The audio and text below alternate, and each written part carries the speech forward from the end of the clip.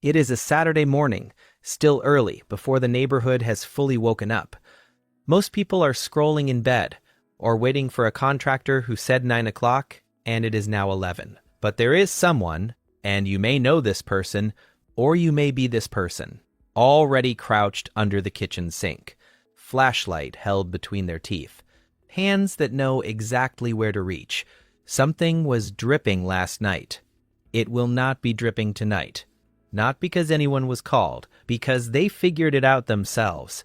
There is a particular kind of person who moves through the world this way. When something breaks, a fence post, a radiator that ticks and groans, a car that starts reluctantly on cold mornings, they do not immediately reach for a phone. They reach for the problem itself. They take things apart. They study how they work. And most of the time, they put those things back together, usually better than they were before.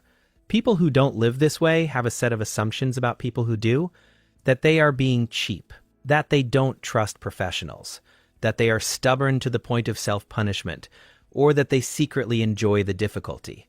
What is actually happening is something else entirely. These people are not afraid to spend money. They are not suspicious of expertise. They are not performing some virtue for an audience that isn't watching. What they are doing, and this is what I want to walk you through today, is something that modern psychology is only beginning to fully articulate. A pattern that, when you see it clearly, reveals not a quirk, not a flaw, but a very particular and very sophisticated relationship between a person, their home, and their own sense of self. Stay with me, because what I am going to share with you is not what you would expect. Let me begin with a concept called locus of control. The term was developed by psychologist Julian Rotter in the 1950s, and it describes something fundamental about how a person understands their own relationship to outcomes. People with an external locus of control tend to believe that what happens to them is largely shaped by luck, other people, or forces beyond their reach. People with an internal locus of control believe something different, that their actions matter, that effort changes things. That is, when something goes wrong, there is something they can do about it. Decades of research have now confirmed that people with a strong internal locus of control report lower levels of chronic anxiety, higher life satisfaction, and significantly greater resilience in the face of difficulty. They are not more optimistic in a vague, wishful way. They are more capable of directed action. They do not collapse into helplessness when things break. They become, if anything, more focused. Have you ever felt that particular stillness that comes when something goes wrong and you immediately begin thinking about how to fix it? Not who to call, but how to fix it. Not panic, not frustration. At first, a kind of calm, directed attention. That is your internal locus of control expressing itself. Your nervous system signaling, this is a problem, and problems are within my reach. Now I want to talk about something I believe is the real key to understanding people who fix things themselves, and it goes considerably deeper than simple self-reliance. Researchers at the University of Surrey have spent years studying what they call place attachment, the psychological bond between a person and the physical space they inhabit. What this research consistently reveals is that the strength of that bond is not primarily determined by how long someone has lived somewhere, or how much the property is worth, or even how beautiful it is. It is determined by the degree of agency a person exercises over it. The more actively a person shapes, repairs, and tends to their living environment, the more deeply and stably they feel anchored within it. The home stops being a backdrop. It becomes something they are in an active relationship with. Every fixed hinge, every repainted wall, every pipe that no longer leaks, each of these is a small act of that relationship. A conversation between the person and the place that says, I am here, I am paying attention, this matters enough to me to give it my hands and my time. People who fix things in-house are, without necessarily thinking about it this way, building one of the most stabilizing psychological foundations a person can have. A deep and active sense of belonging to the place where they live, not ownership in the legal sense. Belonging in the felt sense, the difference between a house and a home is often simply this: the accumulation of everything you have put into it. Here is something I find absolutely fascinating, and it comes from a field that might surprise you. There is a therapeutic concept called behavioral activation, originally developed as a clinical intervention for depression. The core insight of behavioral activation is counterintuitive. It says that you do not need to feel ready to do something in order to do it. And in fact, doing the thing is often precisely what generates the feeling, not the other way around. Purposeful, directed physical engagement with the real world changes your internal state, even when, especially when, you do not feel particularly motivated to begin. When someone sits down with a broken thing and begins to work on it methodically, reading about it, testing it, adjusting, sometimes failing, trying again, they are engaging the same neural pathways that regulate mood and create a genuine sense of forward motion. The satisfaction of fixing something is not a shallow feeling. It is a physiological response to having been genuinely effective in the world. And that response is cumulative. It compounds. Be honest with yourself for a second. Think about the last time you fixed something you could have paid someone else to handle. Something that took longer than expected. That required you to look something up 3 times or to drive to the hardware store twice because you bought the wrong size. That made your hands tired and your knees sore. How did you feel when it was done? That feeling has a specific texture. It is not the satisfaction of buying something new. It is not the pleasure of being entertained. It sits lower in the body than either of those. It is the particular satisfaction of having met a real problem with your own capable hands, of having not needed anyone to solve what was yours to solve. Psychologists call the underlying mechanism self-efficacy, a concept developed by Albert Bandura, one of the most cited psychologists of the 20th century. Self-efficacy is your belief in your own ability to accomplish specific, concrete tasks. And Bandura was precise about something that matters here. Self-efficacy is not built through affirmation. It is not built through being told you are capable, or visualizing success, or repeating statements about your own potential.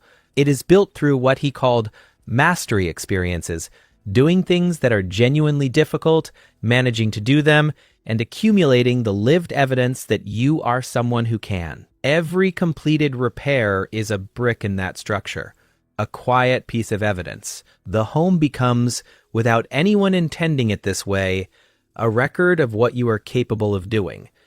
There is a part of this that goes deeper than most people realize, and it comes from an unexpected place. In Japanese aesthetics, there is a practice called kintsugi, the art of repairing broken pottery with lacquer mixed with powdered gold. The cracks are not concealed. They are illuminated. The repaired object is not considered inferior for having been broken. It is considered more interesting, more layered, more honest about its history, more singular than an object that has never been tested. Western psychologists have increasingly drawn on this concept to understand what we might call the emotional logic of repair. When you fix something, you do not simply restore it to a neutral state. You add something to it. You add the story of the break. You add the story of the fixing.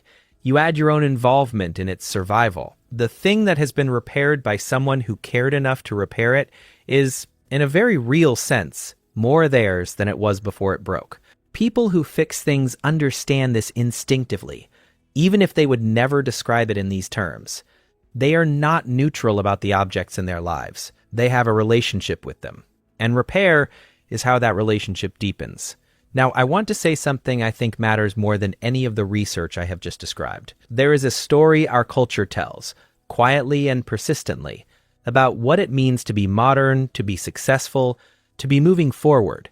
And a significant part of that story is about outsourcing, about specialization, about the idea that a person who has truly arrived, financially, professionally, socially, is a person who no longer has to do things themselves.